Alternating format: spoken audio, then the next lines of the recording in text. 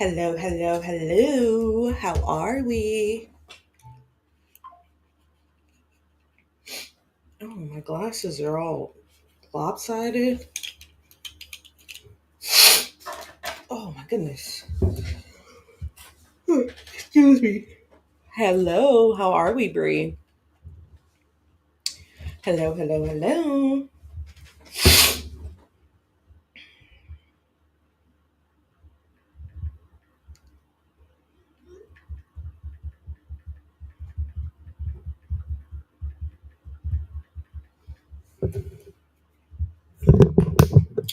Ooh, this mic stand is just not it for me.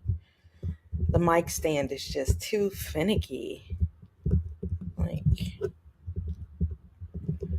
even when I tighten it down, it's still finicky as hell. How's everyone doing tonight?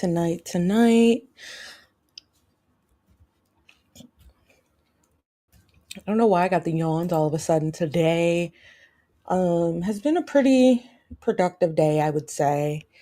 I worked on a lot of like cleaning around the house. I worked on some shorts, found a topic to go live on tonight. So it was a pretty productive day. I'm still working on a video. I did a poll for which cult you guys wanted to see next, and I believe it was um, Twin Flame that won. So I was working on the blueprint for that and everything.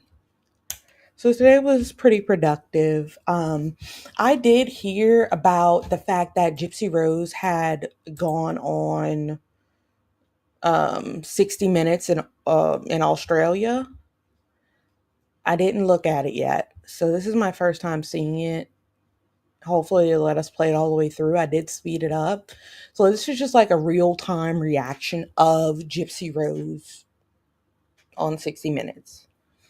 So, and it looks like this interviewer is going to ask her some of the questions that everybody really wants to know. Okay. And it seems as if Gypsy is like really media trained. So I don't know. I don't know how she's going to handle this. But if I see BS, I'm calling out BS. I'm sorry. But here we go. I'm going to just start playing it and let people trickle in as they may. Let me turn it up a little. Here we go. Gypsy, you grew up so sheltered and so isolated. How have you adjusted to suddenly living your life in front of the cameras? It's a huge adjustment. I'm still adjusting. I don't think it ever becomes normal for everybody to recognize me so much. But it's a process, and I'm processing. I have to say, I've spent a couple of days with you now. You don't strike me as someone who's capable of planning a murder. Well, I mean, my situation was very centered around my circumstances. So I can honestly say I would have never committed that crime had I not been pushed to the brink where I really just snapped. Okay, so she says she was pushed to the brink as if she had no other choice. She snapped, right? Not self-defense. Definitely not self-defense. I don't know. It seems like Gypsy Rose is kind of pushing for this self-defense narrative. It's not self-defense, but every time she talks about this crime years later, even after being out of prison, she treats it as if it's some type of self-defense. But let's see what she says. So when you think back on your childhood, on your memories of your mother, what are those memories like? What emotions do you feel? I have a lot of emotions that are attached to life with my mom. Some of them are good because not all times were bad. But there are times, when things were good, things were good. When things were bad, things were real bad. Did you love her? Of course I loved my mom. And did she love you? I struggle with that question. And I still don't know the answer. I like to think that my mom loved me in her own way. As a parent, there's a ferocious protective. So the interviewer asks, do you think Dee Dee loved you? And she says, I struggle with that, but I loved her. But which one unalive too? You know what I'm saying? I don't get that. I definitely can say, from what we've read, from what we've experienced, from what we've gone through with Gypsy, we know that Dee Dee loved her. We can all say that Dee Dee loved her. She knows that Dee Dee loved her, but saying that, would make her seem like, oh, this cold-hearted unaliver, right? And that's the image that she's not trying to go for, which she's trying to break away from that, more of a, oh, I was innocent type of thing. This was self-defense. Goodness, that kicks in, you'll feel it, I'm sure. The thought of anyone harming my child or my child being in any sort of pain, it's almost an animal instinct. Right. To stop that and protect it. Spring is all about fresh starts. Excuse me. Getting your We're going to be looking at some ads here for a little bit. It'll just be quick. I'll mute them. Hang on. So it is hard to imagine how a mother could deliberately hurt their own child. Do you still grapple with that? I do, especially now carrying my own child. I can't imagine, I go through the daily things of wondering even if a cup of coffee is, too much for my baby. Something so simple. So I cannot even fathom how a mom could knowingly do anything to her child to purposely cause pain or suffering for attention purposes. I can't, or any purpose. I can't imagine. I don't understand it. What did she tell you and medical professionals was wrong with you? There was a long list of medical illnesses that my mom told the doctors that I had, ranging from muscular dystrophy to leukemia, hearing impaired, vision impaired, anything that could be wrong with someone, honestly.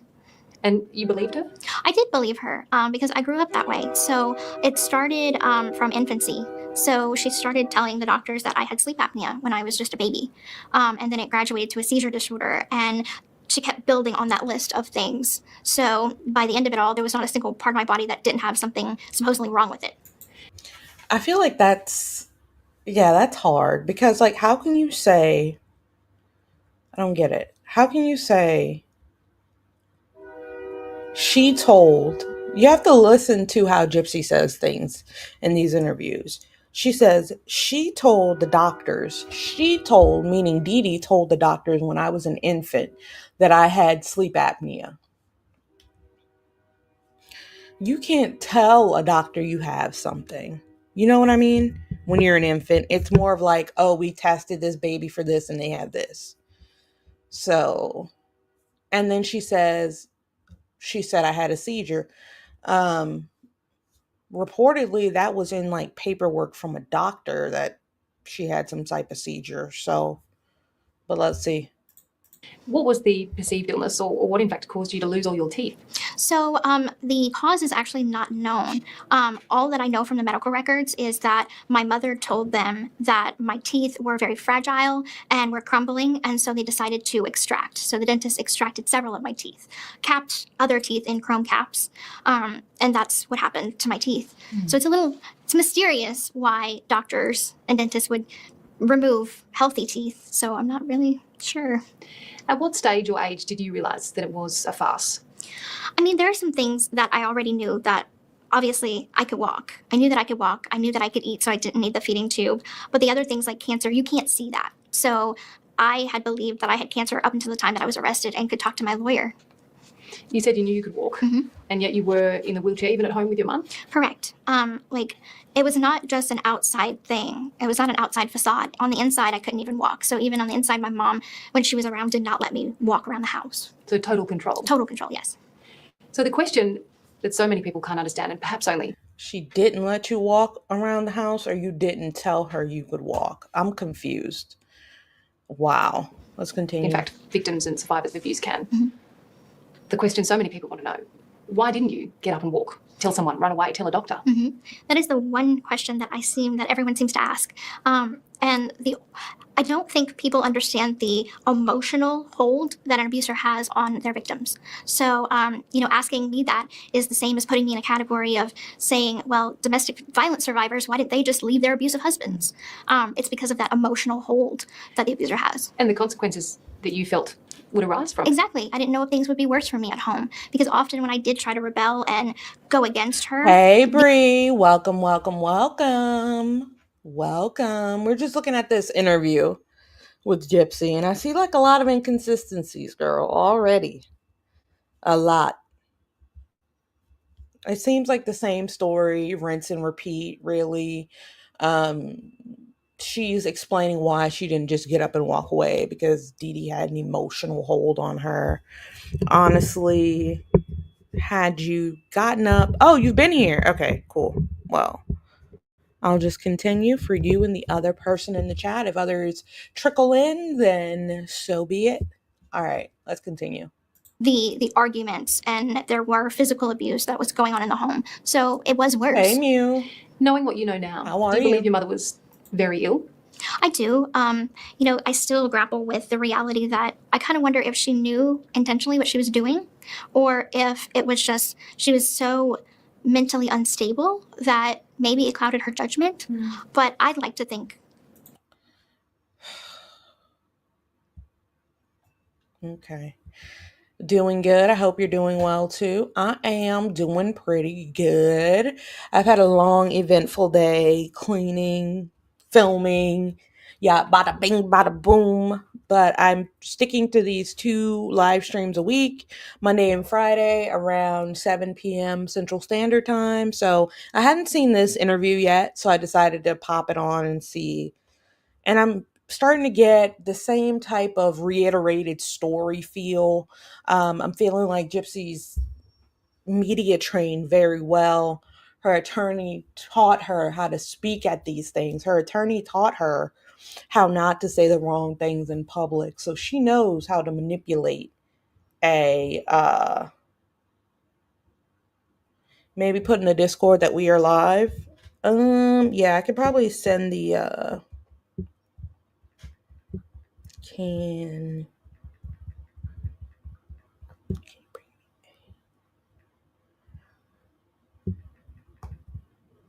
Yo, I'm so tired. I've been cleaning all day. It's like a spring cleaning type of day today. I need to grab the link really quick. Hang on, guys. I'm gonna put it in the Discord. Like, that's the only thing. Like, when I do go live, I don't have a lot of places to post it. I could post it on Facebook. I could post it on IG, but I just feel like, all of my peoples are here.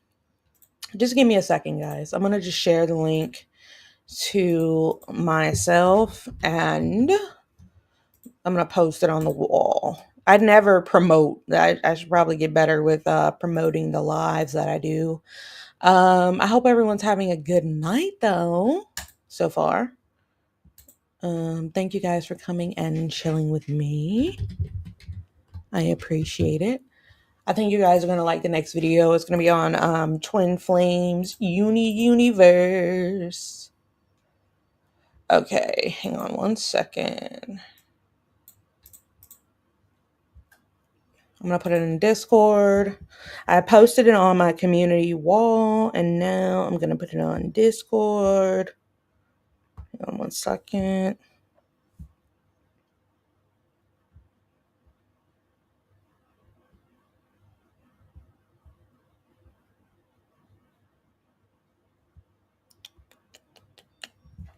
Did I do it?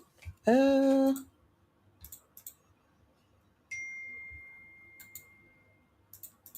right.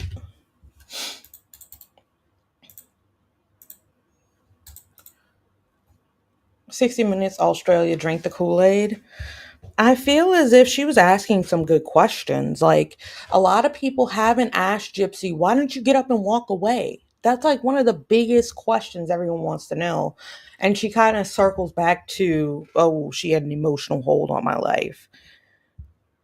Like, girl, what? Ain't no way. And she's saying that, she thinks her mom's mentally unstable. But, like, at the time, who was also mentally unstable? You know what I mean? Gypsy, you were, I don't know. It's just crazy how people take things out of context. Just give me a second, guys. I'm going to share this to my Discord. I want to get more people in the Discord, honestly.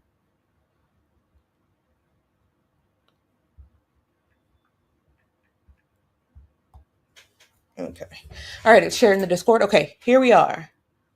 Hey, Lindsay. Haunted house. Okay, that's fine, Brie. All right, here we go. Do we like that format, or do we like, yeah, that's fine. That's fine. We can do this. Like this. Better of her that she didn't know and it was out of her control.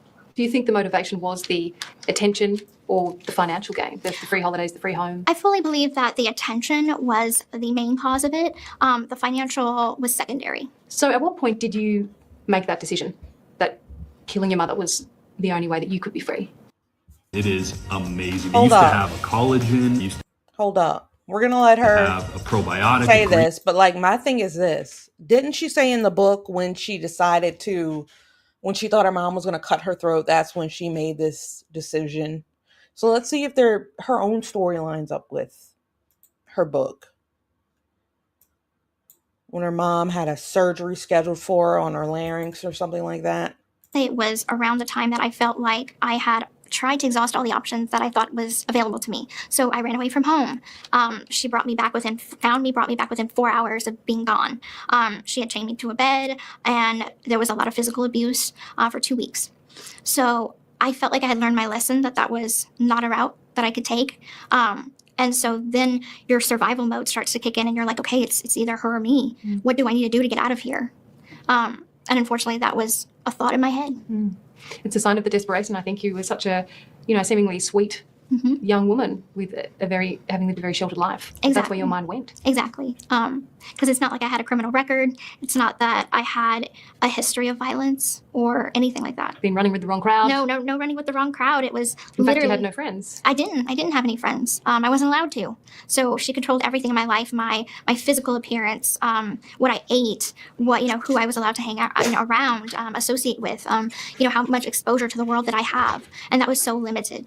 When you were 15, 16, 17, did you think, I'd love to try makeup, or did you think about course. dating? Of course. I mean, I feel honestly that sometimes it's nurtured nature, right? So I feel like we are biologically programmed to just kind of develop our sense of self and curiosity about these things. So of course I wanted to, wear makeup. I wanted to date boys. I wanted to go to prom.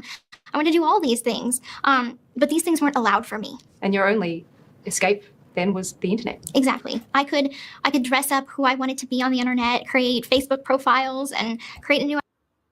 You guys heard what she said?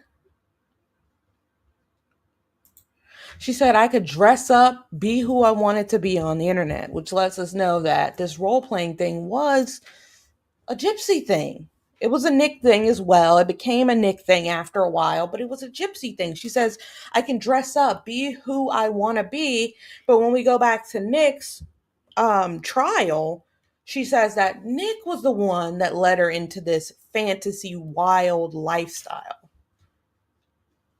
And that is a different answer than the book. The interviewer asked you, she said, hey, Gypsy, when was the moment you knew that you wanted to do this, or you decided to do this, or you started planning this? In the book, she told us is when her mom wanted to have surgery on her larynx. Here, she's saying she exhausted all of her options. So which one is it? Haunted House says the age thing really confuses me. Which age thing? Tell me about it. Identity for myself, and it was in a sense an escape. Whose plan was it then to kill your mother?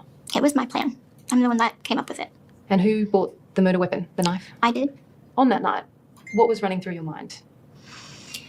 I think on that night, my whole thought process was not even focusing on what was about to happen. It was all about what kind of a life would I live afterwards. So would I have different kinds of animals, like a dog or a cat or a bird? It was planning for a future that I had been so desperately craving to have, that the reality of. So you didn't once think you would go to jail. You didn't once think you would get caught. You didn't once think any of this. All you thought about was dogs, rabbits, boys, marriage, white picket fence,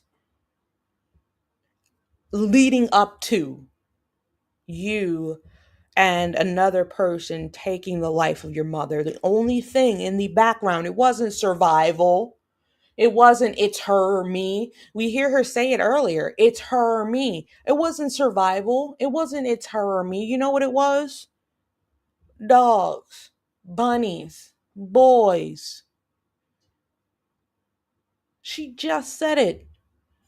So if it was her or you, then why wasn't that in your mind leading up to this? You were just thinking about the life you could have if you moved her out of the way. And that is the biggest thing. And when she talks about how she felt at a certain age, when the interviewer asked about age 16, which 16? I'm guessing the 16 she remembers. The 16 she remembers. The coming of age that she remembers. We really don't know. Honestly, the 16, she could have been around 20 and thought she was 16. That's her story. Her story is her mom told her she was older than she really was, right? Or younger. Sorry. My apologies. Her story is her mom told her she was younger than she really was. Was she? Was that the story? Like, did she really not know? It's possible. So I'm just thinking that coming to age, puberty type of age. Muse says, I can't even imagine how difficult it must be to try and keep up with all the lies she said. Um, I wonder if she's ever anxious after these interviews. I know when I've kept up a lie in the past, I was so scared I'd mess up the story somehow and get caught. Yeah, I mean, somebody used to tell me when I was younger, if you tell one lie, you have to tell 20 lies to cover that lie up. So that's basically part of what she's been doing, because you can people are asking you the same question and you're giving them different answers every time, and you have to explain that. How are you going to explain it? Hang on one second, guys. Of the situation was the furthest thing from my mind. So almost detached from that. Very, very detached. Where were you and what were you doing? So the night of the murder, I was with my mom in our Habitat for Humanity home. We did several things that night before the murder happened. We watched a movie, and then we went to sleep, and then it happened. You remember your last word with her? Was it a very normal conversation or a night? I did go to the kitchen, and I gave her a hug, and I told her I love you. And I remember, and I talk about this in my book, holding a pillow that she slept with like every night and crying into it and apologizing to this pillow as if it were her, and just saying I'm so sorry and I love you, and just taking in the scent of the pillow, because in a sense it's like saying goodbye, and so those last words that were said, I don't take that back. And when she was killed, where were you? I was in the bathroom. So I was instructed to go to the bathroom and stay in there while he committed the act, and I didn't come out. Could you hear her? I could. And in that moment, like, I wanted to help her. Like, the thoughts in my head was, I want to help, but I was almost paralyzed in my own skin to move. When it was over, when she was quiet, what did you feel? Do you remember? I remember my heart racing. I remember trying to focus on my breath and trying to count how many times I was breathing, because taking the next breath was harder and harder.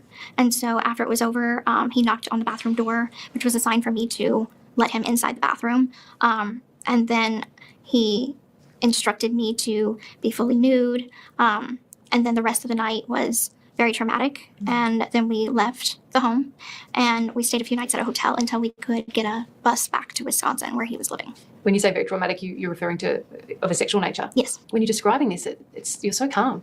You're so composed. I feel like you could almost be telling me about a night, at the theatre. Have you processed this, or do you feel like you've gone through it so many times? I think that it's a little bit of both. I'm in therapy. And so in therapy, we do talk a lot about the traumatic events that have unfolded in my life. And so I am working through those things with a therapist. Yeah. So Do you feel like you have confronted, or are you still confronting the events of that night? some things I've confronted. There are other things that I still don't want to talk about. When you and Nick fled to Wisconsin, it was you who alerted authorities that your mother was dead. It was. I feel like a lot of people feel like the words were very vulgar, which they were, in which I had her found. Yeah, the interviewer's like, you're talking about this like you're telling me about your day. Like, you're making it so simple.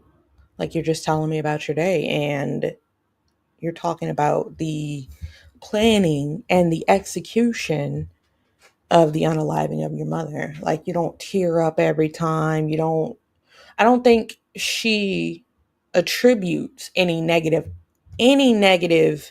emotions to that, because in my opinion, I feel like she believes that that's what had to be done. To this day, she still feels as if in my opinion, this was the way things had to go that night.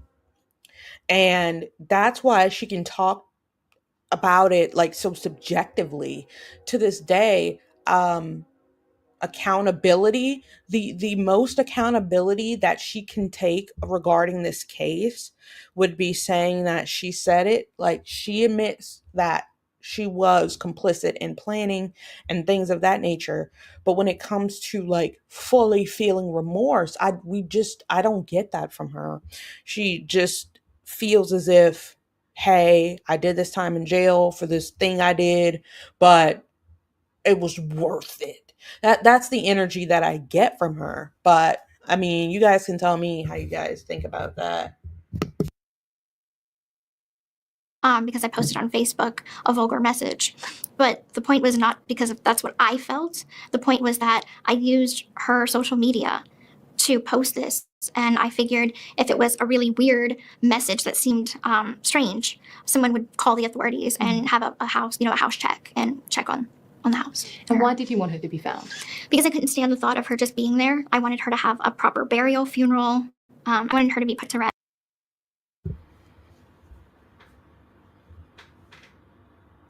So she tells the reporter that, oh, the reason why I said these things about my mom in this manner, these horrible things, I did this to her, I did that to her, was so people would go find her. You could have literally called the police. You could have literally done anything besides what you did. She also doesn't seem to relive the story while recalling it like someone typically would. You know how in interrogations, looking up in a way, right? She's rehearsed this bit so many times. We've had Mommy, Dad, and Dearest. We've had all kinds of interviews, books, pressers on this specific event. It's like she's media trained to respond in a way where it doesn't even affect her anymore. That's my opinion. Because, again, I didn't hate my mom. I loved her. I just hated my situation. Did she have those things? Was she buried or cremated? She was cremated, and her ashes are with my Aunt Claudia. Do you have any thoughts or plans to lay her to rest, to scatter those ashes? I often made my wishes known that I would love for her to be put to rest with my grandma Irma, where my grandma is buried. That's what she would have wanted. But again, since her ashes are not in my... Wait, hold on. Because, again, I didn't hate my mom. I loved her.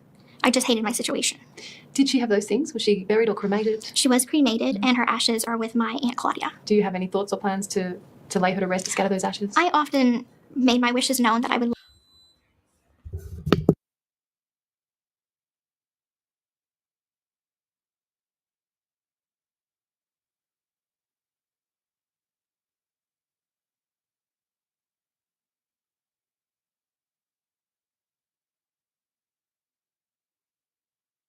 love for her to be put to rest with my grandma Irma, where my grandma is buried. That's what she would have wanted. But again, since her ashes are not in my care, I can't tell someone That's complicated. to do that. That's complicated. What was a normal day like for you at home with your mum? Because you didn't go to school. Right. And she didn't work. Right. And you said it wasn't always torturous and abusive. Right. What was it like? I mean, a typical day would be just like a... Is it just me, or do I remember seeing an interview where somebody said they flushed some ashes? Like, why is she saying they're with Emma? What's going on?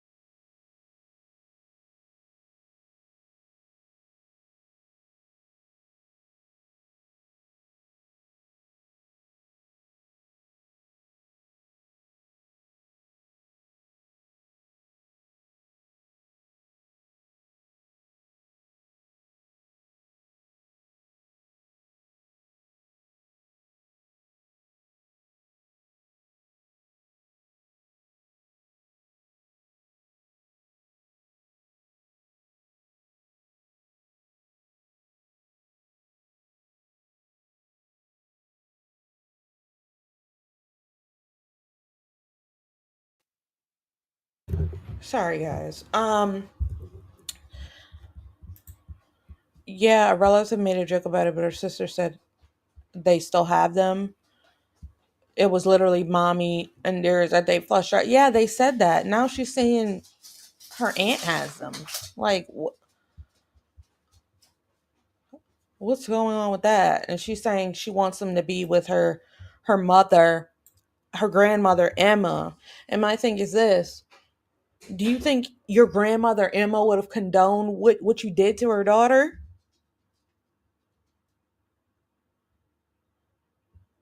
Sir Morbid and others purchased an urn, but according to Morbid, they haven't transferred them.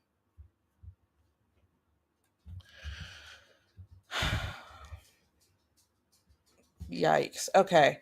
All right, I'm gonna play this. If you guys are just joining, thank you so much. Welcome, Christine. Welcome, Montana. Um, please like the stream for me. Thank you guys. We're gonna continue. Us watching TV. We lived our life a lot of watching TV. So a lot of times I learned what life was like on TV by watching TV. So we would get up in the morning, watch TV. She would give me my medication and feedings through my feeding tube. And then we would watch some more TV. And if we had to go to like the grocery store, we'd go to the grocery store, but come back. She would have dinner, again, medications, and then watch a movie and go to bed. And you knew, I mean, a lot of those medications had a horrible effects on you. They had side effects that almost mimic symptoms of certain illnesses. So did you come to dread medicine time? I didn't like half of them. There was a lot that just made me feel funny, groggy, out of body. How many years of your life did you spend being fed through the hole in your stomach? I believe I had the feeding tube placed. Now, don't quote me on this. I was very young. I think at 8 years old. Wow. And didn't have it removed until I was 24. Yeah, 24. So when you were arrested? When I was in county jail. Given your very strange home life. Okay. So a physician placed a feeding tube in your stomach because your mom told them to. Got it. Okay. What was jail like for you? Jail was actually scary at first because I'm around a bunch of women that I don't know in a completely different setting that I'm not familiar with. Jail was a small taste of what high school, I guess, would be like. A lot of the women were what? just there. Wait, Gypsy.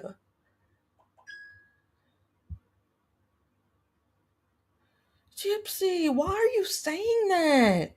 She's romanticizing prison, saying it's like high school. Like, damn. What? Because I'm around a bunch of women that I don't know in a completely different setting that I'm not familiar with. Jail was a small taste of what high school, I guess, would be like. A lot of the women were just there on drug charges and things that I wasn't familiar with. And so for about 4 months, they kept me on like suicide watch to observe me, see if I did have any symptoms of an illness. I did not. And so after that 4 months was up, they put me in general population. And you've described jail in the past as some of the best days of your life. Exactly. How is that possible? Hi, I'm Brett. And I'm Jonathan. This is Darla. After county jail, and I went to prison. So prison, you have a lot more freedom than county jail. You have a job in prison. You are allowed to, have a key to your room, so you can come in and out of your room. There's so many more things that are available to you. So a lot of people think it's so restrictive, but for me, that was the most freedom I had ever had. I was like, I could have a job now, and I was one of those people that's like, yay, I'm excited to have a job and eat normal food. Eat normal food. Like this was the independence that you had not experienced. Exactly. It's a newfound independence. So having served 8.5 years in prison, do you feel that you've done the time for your crime? I really, really struggle with that. I feel like I understand that the court gave me a 10-year sentence and incorporated all of the mitigating factors, but they could give me 10 years in prison, but that's not going to stop the guilt and the regret and the remorse and the nightmares and the stigma that I have to live the rest of my life with. So in a sense, I have a life sentence. I'm just living it in a much bigger prison. That is society's view of me. I guess that's to your point. So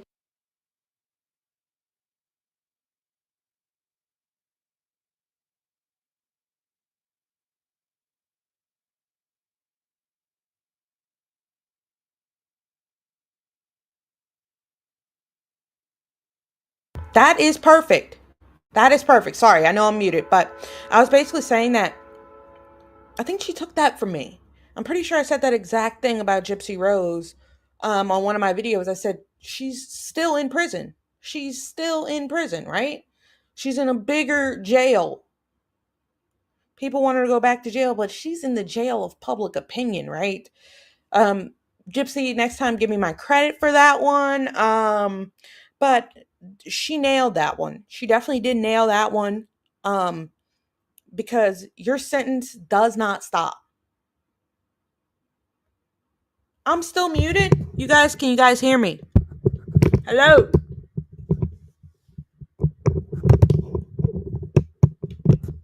Can you hear me? Yoo-hoo. Okay. Basically, I was saying that Gypsy Rose stole a line out of my book. Because I said that about her. I said that exact same thing. So next time, give me credit, Gypsy. You nailed it. You are still in prison. You still are serving a sentence. You made good. You made good when you went in prison. Just let's catch on to this. She made good with the people she was in prison with, and they didn't judge her as much because they were facing and battling their own demons, right? So she was good with those people because they've done some of the same stuff she's done, right? So when she's thrust out into the real world, now you're still going to be criticized on a very large scale, especially when you come out and try to monopolize or be in the limelight on social media. So make sure, if you guys are just joining, make sure to like the stream, and let's keep rolling. I want her to say that part again because that's the most genuine thing she said this entire interview. Let's hit it. Really struggle with that. I feel like I understand that the court gave me a 10-year sentence and incorporated all of the mitigating factors, but they could give me 10 years in prison, but that's not going to stop the guilt and the regret and the remorse and the nightmares Not that and part. the stigma that I have to live the rest of my life with. So in a sense, I have a life sentence. I'm just living it in a much bigger prison. That is society's view of me. Yeah, I guess that's, to your point, so many people, you have so many supporters and fans, but you also have a lot of people who want to give you a label.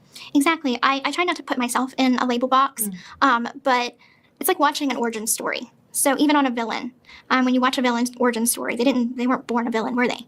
They got there somehow by something traumatic happening. And so some part of them changed at that point in their life. And so I wasn't born evil. I wasn't born a murderer. My circumstances took me there, and that was my path. Are you a victim or a murderer? I'm both victim and perpetrator. And how does that? She says, are you a victim or a murderer? She says, I'm both victim and perpetrator. She can't say it. She cannot say it. Right? She can't say the word. Let's sit with you. You know, the saying, how do you live with yourself? It's difficult. It's not something that I think about every day, because if I was to sit here and constantly think about it day in and day out, I wouldn't be able to move forward with my life. And I have far too much support from my family to just crawl up in a ball and put a label on myself, shove myself in a box, and deem myself unlovable or unable to have a second chance. Everybody deserves a second chance. Yes. I fully believe that everybody deserves a second chance. Do you think about how things could have been different had you confronted your mother, told the doctor, had it played out differently? Of course. I mean, that is something that I think about. Sometimes I'm asked, hey, if you can go back to this point in your life, what would you do different? And I say, I wouldn't go back to right before the murder. I'd go back to when I was like little, like 5 years old, and tell one of my family members, I don't think that mommy is okay. I don't think she's being honest. And tell a family member, and this whole thing would have turned out completely different. Because you were raised to be really a people pleaser. I was, and in a lot of ways I still am. Shut the hell up. Just shut the hell up, bruh. Shut up. Talking about when she was 5, she would have picked up the phone and said, Mommy's weird. Are you kidding me? But when you were 24, you couldn't use all of the goddamn devices and cameras and shit they took out of your house to call Rod or Christy.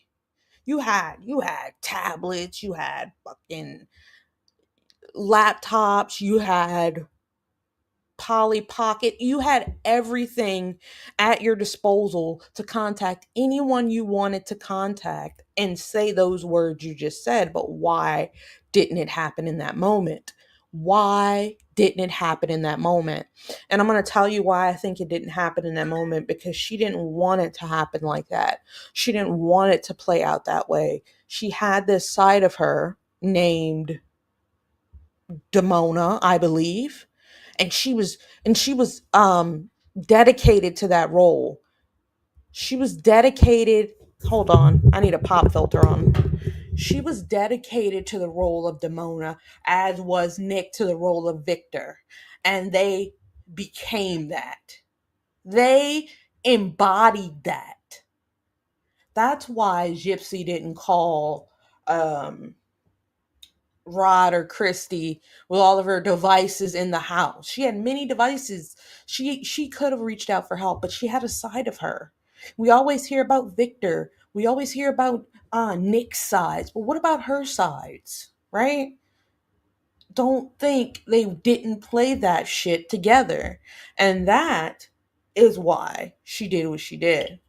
I'm telling you right now, like, we always hear about Victor. What about Victor's counterpart that sent Victor? If we're gonna talk delusionally, we can reason delusionally. You know what I mean? You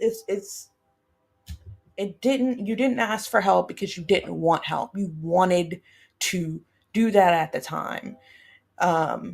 You weren't pushed to your breaking point.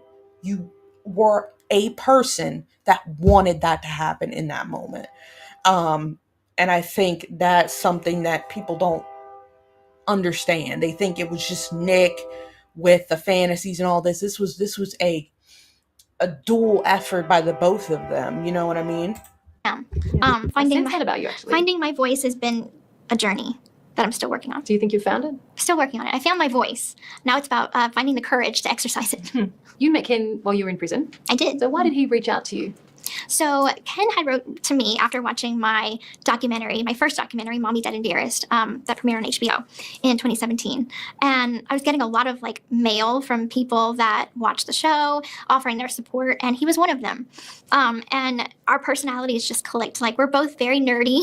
We both have similar interest in movies and TV and I guess just life. And I was 25 when we met, and he was 24. So we were still very young.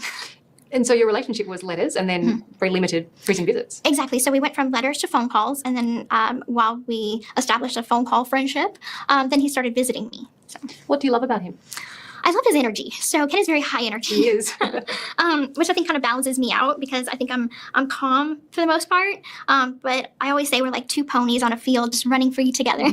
How can you be so calm given the life you've led already? I think I try, unless there is something that really kind of freaks me out.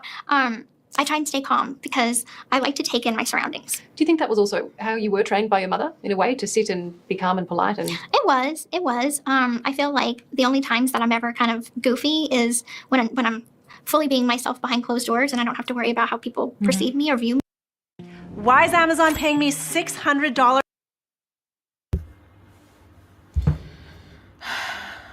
Yeah, she said calm. We've seen her on Love After Lockup. If something don't go her way, she gets upset. You know what I mean? She's irritable. So I don't know why she's saying that. That's exactly what I'm gonna say. Like, she's yelling, "We don't have anything for the baby." Like, I've heard it all, bro. I've just heard everything that I could hear, and I'm just tired. Away from the cameras. It's kind of like in front of the cameras. I'm like, okay, calm, business, zone. Wow. But then behind closed doors, I'm like, What does Ken love about you? And he's always loved my heart. He's always loved my personality because in a lot of ways, our personalities are similar. And I feel like we're able to be very open and honest with each other. We could have really deep conversations that we would otherwise never have with anybody else. Okay, that's important. And that's amazing because you've skipped every sort of normal teenage boys, dating, forming relationships, long-term relationships. Here's the thing. After seeing Mommy, after seeing the oh my goodness, sorry. After seeing the documentary, I want to know what Ken wrote Gypsy. What could he have said in that letter that made her say, I'm going to write back to this one? I need to know. I need to know. Show me the letter, because she's saying she's getting all this fan mail, right? You know, there's people that write prisoners, there's write a prisoner, like they have these systems in place where you can write, video chat, all this with prisoner. I don't know why, but it's a thing you can do. I thought it was for the people, like their family, their friends. No, random people do this with them. I saw that they had a TikTok page up. Sorry to go off on a tangent, but they had a TikTok page up, these prisoners, and they would come to the phone and say what kind of woman they were looking for. And the women in the comments would reach out to them. So they're like coming up to this phone and they're like, "Hey, I'm Jerry. I'm 24. I'm looking for this." I don't know. It's some people's thing, but I need to know, like, what did Ken say to make Gypsy be like, I'm gonna write this one back out of all of the others that she didn't write back. That is something that I would like to know. So you have skipped all that. Mm-hmm. I mean, you and Ken met in prison. Mm-hmm. You're engaged. Mm-hmm. You've since married someone else. Mm-hmm. Got divorced. Yes. Back with Ken and expecting his child. That's a lot of pressure on a relationship. It's a lot. The good thing is we do have that foundation to build off of. In a lot of ways, we have changed over the years. I've matured. He's matured. We both were in relationships, for long-term relationships, and have learned things from those relationships that prepared us for what we are essentially doing, which is we are creating a family for ourselves. And since we went our separate ways back in 2019, and we learned what it was like to be apart. And it was an experimental phase. It's kind of like, can I live without this person? Am I happy without this person? And if the answer is no, fate will lead us back to each other. Mm-hmm. And it did. And here you are. And here we are. And we have a baby. So that's huge. Yes. That wasn't fate. That wasn't fate. That was Christy. That was not fate that got you back together. It was Gypsy Blanchard that got you back together. Let's not lie, okay? Fate will bring us. No, Christy will. Hey, Lindsay Lou, how are you? If you're just joining, make sure to hit that like button. We're almost halfway through watching the 60 Minutes Australia interview with Gypsy Rose, chiming in, making our observations, chilling, having a good time. I'm going to finish this out, and this is probably going to be our stream for the night, but we still have a good amount to go. And a lot of people will be wondering, how do you prepare to become a mother when the experience you have of a mother-daughter relationship is so extremely unusual and ultimately was fatal? Right. I mean, I feel like there's no book on parenting. There's no way to know what the relationship between me and my daughter will look like, but I hope it's a good relationship, and I'm going to put the work in to be a good mother to her. I just want her to grow up happy. I want to give her all the things that I didn't get to have whenever I was little. Giving that unconditional love. My mother's love was conditional. You got a lot of things when you were little. Don't use your baby to try to rectify your crime. Don't use your baby to try to rectify your crime. Don't use your baby to try to rectify your crime. That child has done nothing. Innocent. So you're trying to rebrand yourself as this wholesome mother. That's putting a lot of pressure on a child that is not attached to the things that you've done in your past. You see what I'm saying? So I think that's a lot of pressure. I will give unconditional love. So what does that look like? Well, that looks like no matter what my baby girl wants to do, I support her. I support her. I want her to fulfill her dreams, whatever that may be. And when you say your mother's love was conditional, you mean I will show you love, but only if... Yes. My mother's love was, I will show you love only if you do as I say. And if not, then to take her love away. Do you have any fear around becoming a mother because of what your role model, if you like, your experience, your relationship was? I don't have any fears of becoming a mother. I never did. I feel fully confident that I'm not going to be the kind of mother my mom was. And I feel very, how do I put that, offended when people try to put a stigma on those who have suffered a traumatic childhood and feel like they will therefore do the same thing to their children. I feel like that's right. I'm not going to say the cycle doesn't exist. I just will say that my will to be a better mother than what my mother was is so strong that I'm not going. They're talking about generational trauma. which does exist. You can break generational curses. Um, but coming out on this foot, you have to understand what foot you're coming out on. You just got out less than a year ago. You were married less than a year ago. You reconnected with Ken less than a year ago, and now expecting a baby. That is all a lot for someone who has a negative public opinion, for someone who has a criminal record. That's a lot. And I'm not just saying any criminal record, that criminal record, you know what I mean? Because the things you do are passed on to your children, whether you like them or not. Those adversities are passed down. Why not give it a little time before having a baby? I don't know. I can't speak on that. Nature happens. It's here now. But the thing about it is, you cannot do that. Guys, make sure to like the stream. Like the stream. Christy didn't initiate Ryan, so she got rid of him. Yeah, she does not like Ryan. She says Ryan makes her want to vomit. I'm like, what did this man do to you? Like, if you guys are just joining, make sure to hit that like button. We're trying to get a couple more people in the chat. But Christy hates Ryan, hates. And I'm like, what the hell did Ryan do? Right? What the hell did Ryan do? The thing about it is, Ryan wanted to lead the marriage when it came to Gypsy, right? Christy didn't like that. Christy did not like the fact that Ryan wanted to be a guy who led. Christy wanted to lead. Christy wanted to give Gypsy suggestions about what she should do.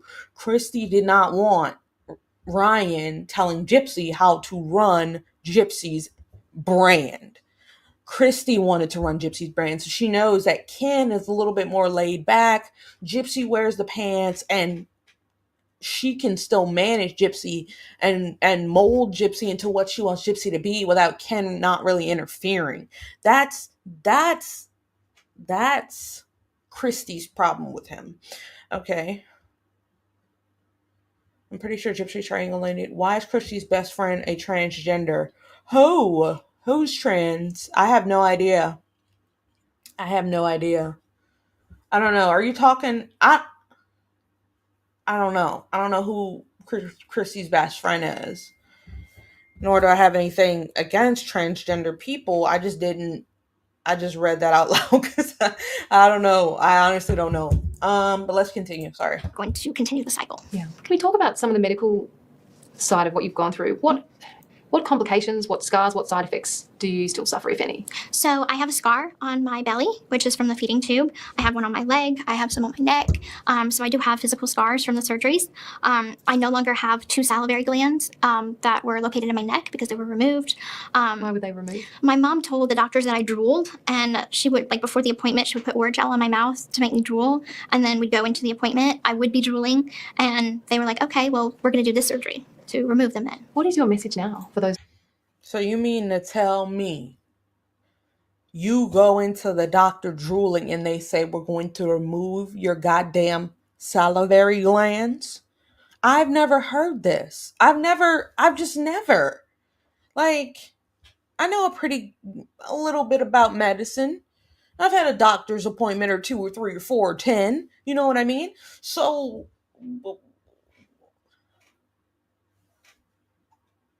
Those doctors, the many doctors that saw you, that treated you, that operated on you, would you like to see them held accountable? I would like to see them held accountable. A part of me feels a level of no, she doesn't. Does she a know? level of anger that I don't understand how you could do tests and surgeries and only go on my mother's word. That's not true. I'm sorry. That's like me saying, right? I've had a myomectomy, which is the removal of fibroids, right? That's like me going in there and saying, my stomach hurts. I think I have fibroids. And they being like, you know what? You might. Let's put you in surgery. No tests were done, Gypsy? Why don't we talk about the tests? You can't just go to a doctor and say my stomach hurts and they're like, we're going to get to cutting. Are you kidding? Are you kidding? My stomach hurts. Oh, we're about to give you a hysterectomy. Like, that's not how life works. And anybody who goes to the doctor knows that. Indigo. That's what I mean. Holiday Montana. Indigo, are you a YouTuber? I think Indigo's a YouTuber. Really good YouTuber at that. I think she knows her microdeletion was all the cause. Yeah, she did not mention the microdeletion yet. We're 30 minutes in. I have sped it up a little bit. But Tests were coming back normal. That feels like a lack of professionalism beyond compare. Since you were in prison and since you've been out of prison, I mean, is that something you have looked into? Have you asked those questions? Have you gotten the answers that you need? I haven't looked into it to the fullest extent because it's like I'm trying to create a new life for myself, and that in itself takes up all of my time.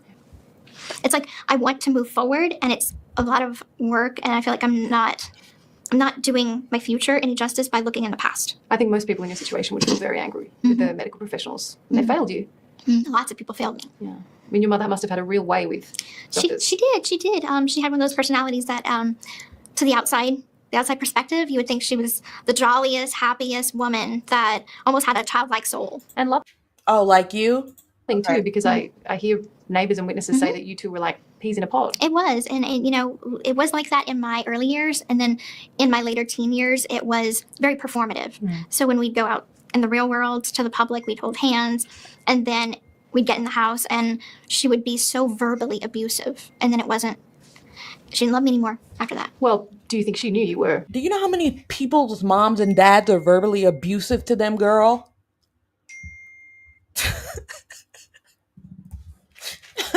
Like, I'm not saying it's right. I'm just saying it could have been addressed in therapy. Personal therapy. I don't know, but it's normal. Sadly, it's normal for people's parents to be verbally abusive in some cases, tough on them. We hear words like tough love and this and that, but the fact that Gypsy had these ailments, or she wants us to believe that Dee Dee thought she had these ailments, leads me to believe that Dee Dee was, what's the thing? Dee Dee was, where am I at? Dee Dee was catering to Gypsy. So the verbal abuse, like, what else? Like, what do you want me to say? I don't necessarily believe the verbal abuse was a day in, day out thing. And when in certain situations, when your kids piss you off, I don't have kids, but I've been a kid, right?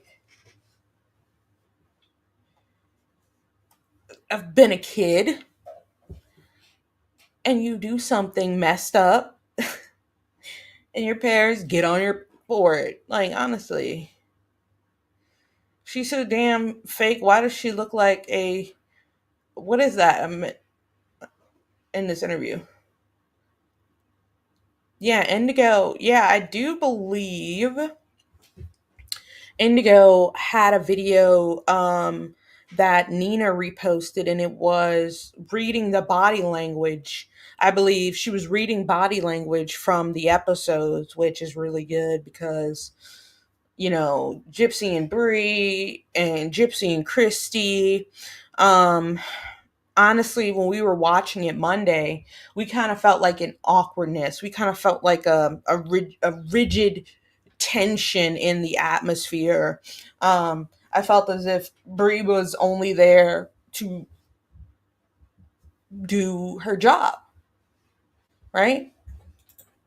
Finding yourself that you in fact knew you could walk. Oh yes, there was a point in which we both had an understanding that I feel like something isn't right. She could sense that, and therefore it was at odds after that. And you were walking on eggshells. Exactly. And she was trying to stay in control. Stay in control. And it's really hard because when I was little manipulation tactics used to work so easy. But then as I got older, I built up a tolerance to those tricks. So she had to keep on upping the ante to. I'm laughing because, parents do that sometimes. Like the little manipulation tactics, but it's usually something minor. It's something minor, right? But hey. Control me. So I guess on the medical stuff, you probably answered this, but is that something in terms of your medical history and the doctors, is that something you would advocate for in future, or are you really focused on rebuilding your life? I'm focused on rebuilding my life. If it ever becomes a. She's not interested in going after the medical professionals because she knows that those people won't be charged with anything. She's not angry with those people. She just uses them as a crutch to rest her defense on. She's not really angry with those people. She knows those people are not liable for what happened to her, and they were just doing their job at the time, in my opinion, right? Passion of mine to really hold the doctors accountable, then that's an avenue I'll look into taking. What was it like for you? You said you went into isolation on suicide watch in prison to see come off the medication and to see what illnesses. What was it like for you in prison as it dawned on you that you were in fact perfectly healthy? It was shocking to me. There were the things that I knew that I didn't have, but then as I went longer periods of time off the medication, I didn't get sick. I got better. My hair started to grow in. I started to get a little chunkier, gained some weight. Your hair started to grow in, but you said she shaved it off. If she shaved it off, it's going to grow back. Didn't you guys see the act where Joey King was sitting in that fucking sink and the lady was shaving her head?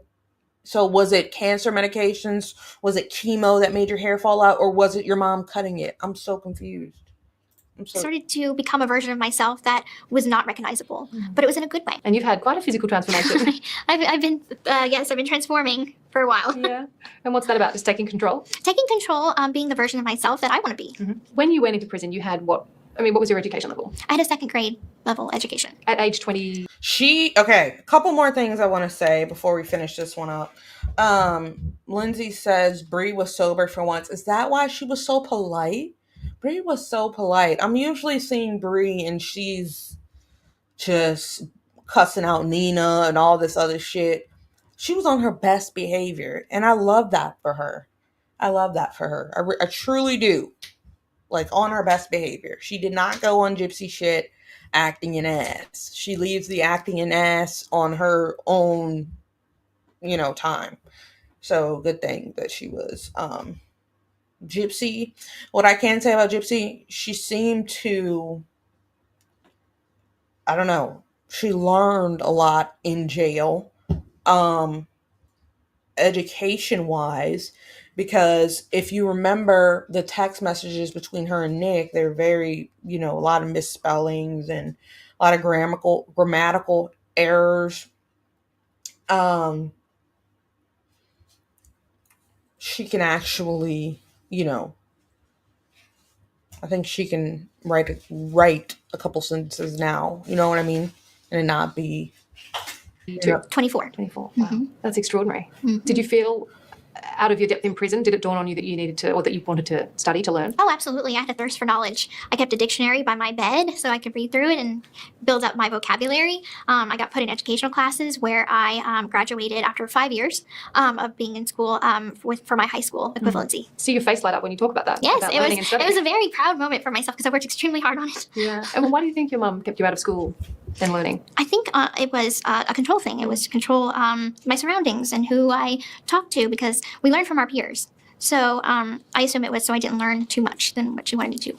So you've got school level education now at 33? 33.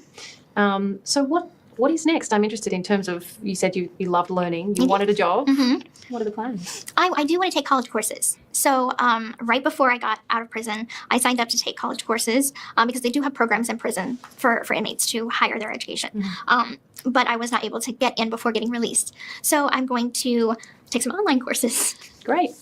Because you really, you're in your 30s and you've not had a job apart from in jail. Exactly. So, aside from social media and my book and my show, I don't have a 9 to 5, at least this point. Well, let's talk about that, because that is, as you know, more than a 9 to 5 on many days.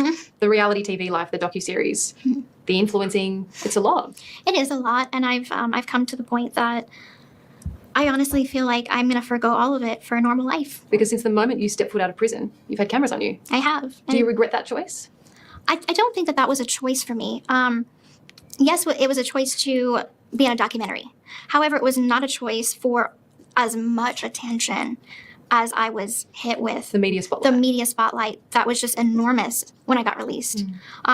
Even my family, they expected it to be crazy and wild, but not to that level. And so when I came out, I was kind of new to everything because I was in prison. I wasn't allowed to watch documentaries about myself. So to me, all of it was kept away. I was so sheltered from it. So I was experiencing this phenomenon for the first time. And how has that been, rebuilding your life in front of the cameras and, having to constantly post? And it's difficult. I'm never going to say that, I regret doing the show. I wanted to show the public what I was going to have to go through in this transitional period and how hard it was going to be and share my life with the public. But now I think that I've done that. I've achieved that. I have put myself out there. I always wanted to put my story out there to educate people on what Munchausen by proxy syndrome is, advocate for victims that are in similar situations to me, if not in my situation. And I feel like I have fulfilled that. And have you had a lot of those people in that situation reach out to you? I have. A lot of people have wrote to me, sharing their stories with me. And I would love to, help each and every single one of them. But it's kind of like I'm just a person too. So I have no more avenues in which they could travel down than I have, I know knowledge-wise. So I give them emotional encouragement. Yeah. Well, you've given a lot. It strikes me that you're pretty exhausted. I am. I've given and given and given, and I've gotten to the point that now it's like, okay, I'm a mom now. I have someone that relies on me, and I have someone that I'm responsible for, and that's my own flesh and blood. So doing what's best for her takes center priority right now. When we were baby shopping for clothes together, I couldn't help but thinking that's something that I did with my mum, something a lot of young women do with their mums. Is there a sadness in those sorts of activities for you? Having your information freely available on the internet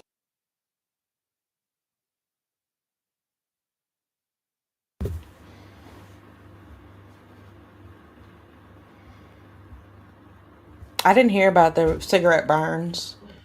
ASAP.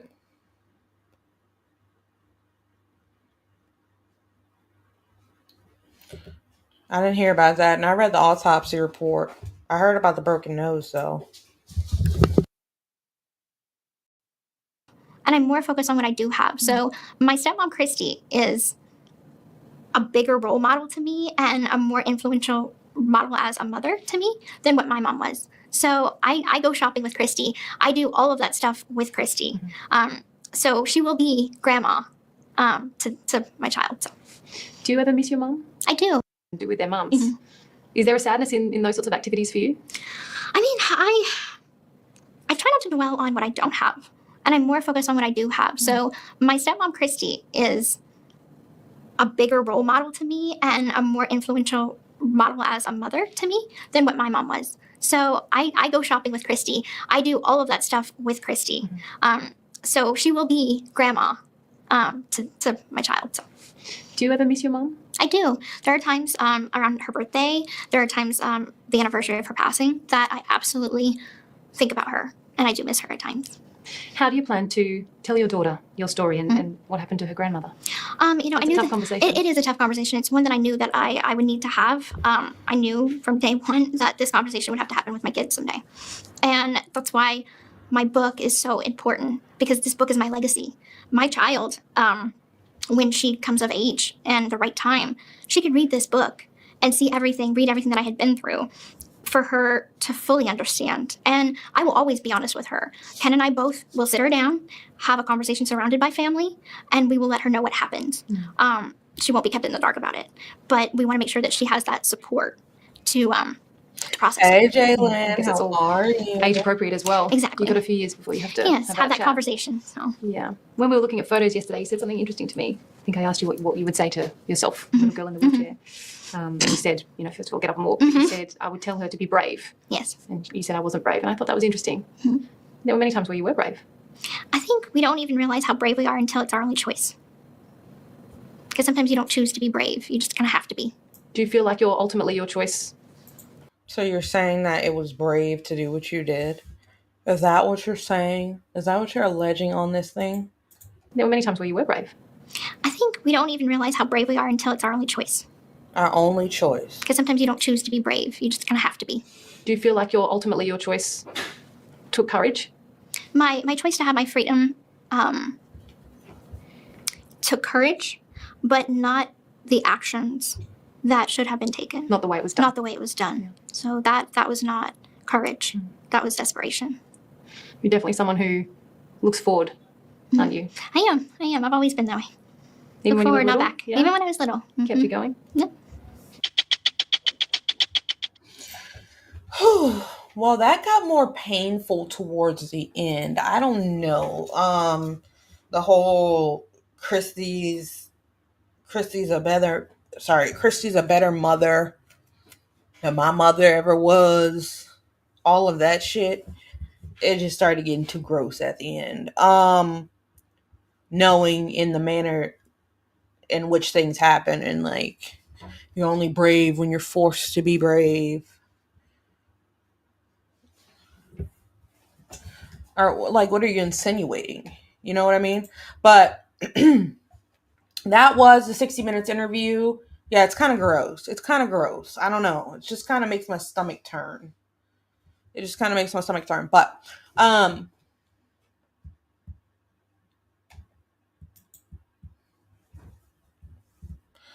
yeah, so that was a 60-minute interview. Nothing new from Gypsy Rose. Different story from the book, different story from the act, different story from the Mommy Dead and Dearest HBO documentary. Just I guess parts from this one, parts from that one, parts from this one, parts from that one. But heard conflicting stories and all of those pieces alongside what she was saying. And I'm not expecting much out of Gypsy Rose. Did she take accountability for doing the act? Yes, but that's all she takes accountability for. Do I think she feels remorse? I'm not sure. The dumb. I didn't watch the episode. Like, I watched Gypsy watch it. I've been reviewing it. My reviews have been doing okay. If people are enjoying it, I'll continue to do it. I'll probably post the review Monday from last week. And then I am still working on the Twin Flames universe documentary. I just recently posted... If you guys haven't seen it yet, I just recently posted... Let me pull it up really quick so you guys can see. I'm about to get out of here in just a second. I just recently posted my video on Brian Koberger. I have a video out there on the last episode. It had some views, low views, but if people are enjoying it, I'll continue. If no one's really enjoying or engaging, I see no need to continue reviewing the episodes. I did one on the Charles Manson, Wayfair, all kinds of things like that. We're kind of taking it down the cult road right now. Somebody mentioned Brian Koberger, so I put him in there. We'll be finishing the A to Z Scandal series. We got a lot of things planned. But I'm also on Instagram if you guys want to find me there. I'm on TikTok. I'm posting more on TikTok now. I'm still trying to get my content schedule perfect. Like I said, I work. YouTube is my main platform, but I am growing all social medias simultaneously. So if you guys want to support me on any of these social medias, I would appreciate you, including the Discord. Here's the Facebook. And if you want to email me and send me a funny joke, my email is this right here. I'm almost close to my year anniversary on YouTube. My year would be May 29th, I believe. Don't quote me. I'm going to find that out right now. Hang on. Let me see when I posted my first video. This account's 15 years old, because this is my first ever YouTube account, my only ever YouTube account that I've had. But I didn't start posting until about a year ago. So let me see. 11 months ago. So what day is this here? Let me see. What day? This was my first video. My hair was even shorter. 11 months ago. What day was it posted? Do we have the day? I can find it in my back office, but April 26th. So, Saturday, April 26th will be my year. Will be my year on YouTube. So I'm super excited about that. Go watch that one on Brian. Very, very good. Yeah, the one on Brian Kohlberger is a very, very good video. I've been working with somebody who works in SEO. So like they might like change something in your tags. They might like change something in your title and it'll make your video skyrocket. I'm telling you, like these people know how to optimize your video just based on the words, the tags. Like I've done it. I did it for this video and the views shot up. You know, you just have to find the right tags to find the right audience. I go live every Monday and Friday. Make sure to check me out. I'll be Monday with Gypsy Rose and Bree. If she's watching, she might not be watching. If not, you guys will just have me. I have shorts. I have lives. I have videos. I have almost everything you think of as far as for how I make content. We have playlists, tons of good, valuable information. If you want to join the membership, that is available to you. And also, if you want, did I send you guys my email? No, I didn't. Let me put my email here. I'll put my email on the screen because people do come back and watch these. So I'll put this here. If anybody wants to shoot me an email, here's my email as well. Sorry, guys. I'm just plugging myself, talking about the work that I've put out, the shorts I've put out, the things I've put out, the Brian Kohlberger bit. I'm really happy with that bit. Because I am learning how to create videos in a way that's more of like a documentary storytelling type of way. So yeah, so go watch this video on Brian Kohlberger. I don't know why he did what he did. I don't know, but it just kind of puts things into perspective. I'm excited about the Twin Flames universe video that's coming out. So just stay tuned, guys. I will see you guys Monday. Have a great rest of your night. I'm going to go drink some water because my throat is dry. Bye.